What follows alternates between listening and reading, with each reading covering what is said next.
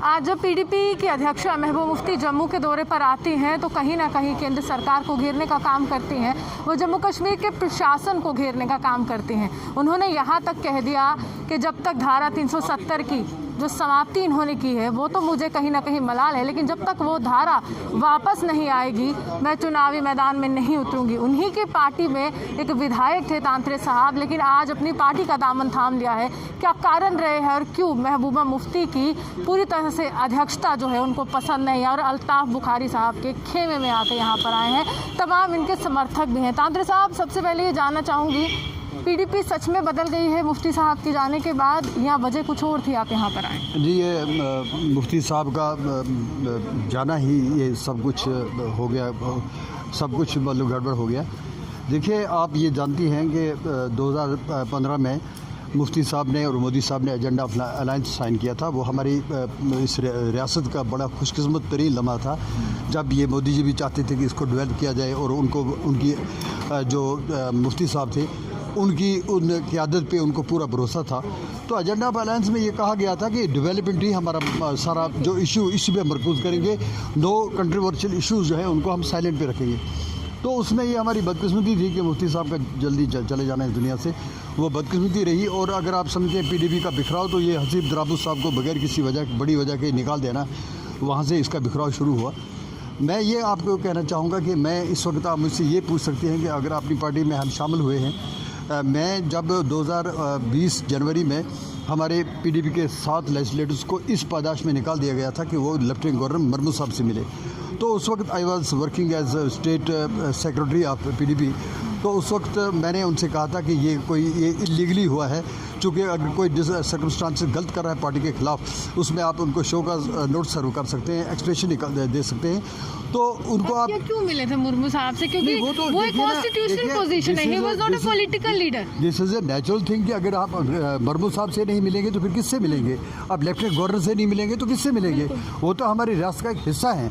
तो उस वक्त मिले तो मैंने उसमें प्रोटेस्ट किया था और मैंने कहा था 10 दिन में ये आप वापस ले लें।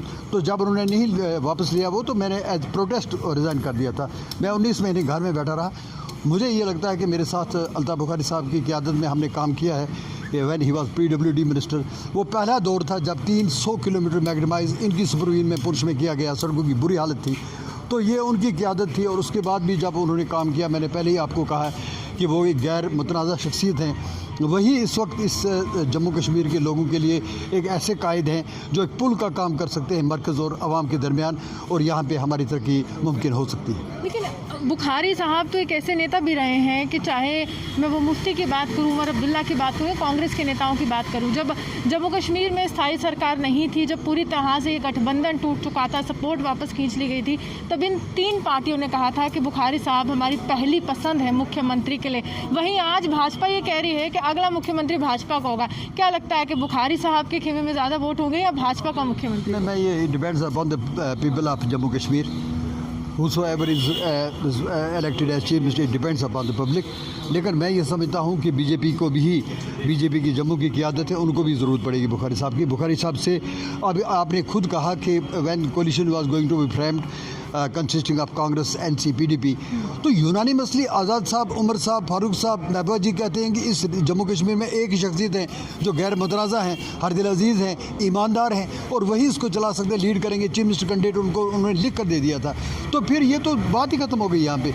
अल्ताफ बुखारी साहब ही इस जम्मू कश्मीर के हर खिते को पूरा इंसाफ दे सकते हैं। तो 50+ का आंकड़ा लगता है भाजपा छू पाएगी, क्योंकि वो तो किसी और को अपने सामने देख ही नहीं रही है। मैं ये समझता हूँ कि मैं ये कहूँगा कि ये आवाम तक है, इसमें मैं क्या कह सकता हूँ, ये बीजेपी वाले बेहतर जानते होंगे। चुनाव होते हैं आपकी कॉन्स्टिट्यूंसी में, क्योंकि आप पुंछ से ताल्लुक़ रखते हैं, तो आप किस तरह से प्रचार करेंगे इस पार्टी के लिए, किसको मजबूती दे सकेंगे? मैं आवाम तक यही बात पहुँचाऊँगा। आवाम मेरी खिदमत का तर्ज देख चुकी है। आवाम को मैंने पुरखुलूस और बेलोस खिदमत दी है। आवाम के हर फर्द बशर मेरी काम करने के तरीक़ों को जानता है। मुझे उम्मीद है कि इस बार मुझे उतनी मेहनत नहीं करनी पड़ेगी जितनी 2014 में की थी, क्योंकि आवाम मेरे काम के तरीक़ों को जानती है। मैंने irrespective of any caste, colour, creed, religion काम किया है। उसके पूरे पुंछ में आप जाकर पता कर सकती हैं। तो मुझे उसमें कोई परेशानी नहीं। मैं कहता हूँ पुंछ में ही नहीं, जम्मू कश्मीर के हर फर्द बशर को हमने ये पैगाम देना है कि अगर 2018 में आज़ाद साहब, महबूबा मुफ्ती साहिबा, फ़ारूक अब्दुल्ला साहब, उमर अब्दुल्ला साहब ये एतमाद करते हैं कि अल्ताफ़ बुखारी साहब ही यहाँ पे गैर मुतनाज़ शख्सियत है, तो मुझे लगता है कि उनको भी इस बार भी रियासत की भलाई और बेहतरी के लिए अल्ताफ़ बुखारी साहब को ही ताउन देना चाहिए, उन्हीं को अगर आगे करना चाहिए। महबूब मुफ्ती तो यहाँ तक कह चुके हैं कि जब तक धारा 370 वापस नहीं आएगा मैं दोबारा इलेक्शन नहीं लड़ूंगी। लगता है कि लोकतंत्र से पीछे हट रहे हैं, डेमोक्रेटिक प्रोसेस से। 370 और 35A की बात, ये सब जुडिस एक इशू है, इस वक्त सुप्रीम कोर्ट में पड़ा है। वहाँ से चूँकि हमारा सबसे बड़ा वो जस्टिस का वो सिस्टम है, तो सुप्रीम कोर्ट में जब बात है हमें उसका इंतज़ार करना पड़ेगा, वहाँ से क्या फ़ैसला आता है। मैं लेकिन लगता है कि अगर इसी तरह से बाइकआउट करती रही तो टूट तो गई है पीडीपी, लेकिन हार भी जाएगी। मैं ये कहना चाहूँगा कि जिस पार्टी को हमने छोड़ दिया तो मैं उसको कोई क्रिटिसाइज़ नहीं करना चाहता हूँ। आवाम खुद सब कुछ देख रही है और आगे आने वाला वक्त खुद बताएगा कि सच्चाई कहाँ पे थी और झूठ कहाँ पे था।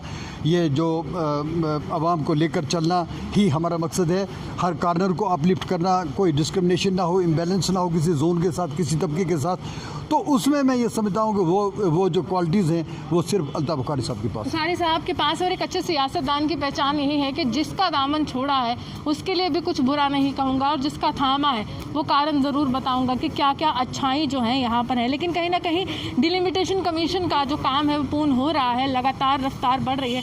आगे चुनाव है, देखते हैं तांतरे साहब कैसे अपनी पार्टी को मजबूती देते हैं। आप ही हमारे से बने देखते थे न्यूज़ 24 की रिपोर्ट।